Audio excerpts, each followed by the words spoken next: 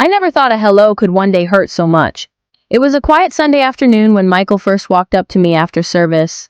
He was polite, confident, and charming in a subtle way. The kind that didn't shout attention but pulled you in quietly, almost spiritually. Sister Sophia, I love your voice. You really ministered during worship today, he said, smiling. I smiled back. That was the beginning. Weeks turned into months. From random chats after service to hours of deep conversations over the phone. He said he wanted to grow in Christ with me.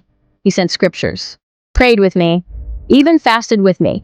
I genuinely believed he was different. Until that day. It was raining, I remember, because I almost didn't go. He told me he was sick and no one else could come. Something in me hesitated, but I ignored it. He's your brother in Christ, I told myself. When I got to his apartment, everything felt off. He wasn't as sick as he claimed.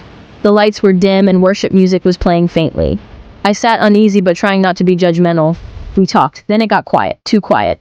He reached out and held my— Sophia, I think God is showing me you're my wife, he whispered, his voice trembling with a mixture of fear and hope.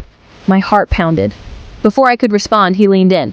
Not for a kiss, but to press further with words and affection I wasn't ready for. My spirit was screaming, but my body froze. He spoke softly, touched gently, but the weight of it was loud and heavy. Michael, please, I finally said, standing. He looked at me, eyes unreadable. And just like that, everything holy we built began to feel like a performance.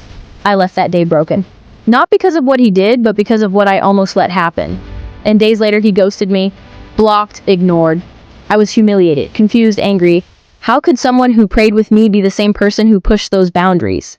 I cried bitterly, but it was in those tears that I heard God say, "You were looking for love in someone I never sent." That marked the beginning of a new journey. But just when I thought I had cried enough, a letter showed up in my inbox. From Michael. And what he wrote, I wasn't ready.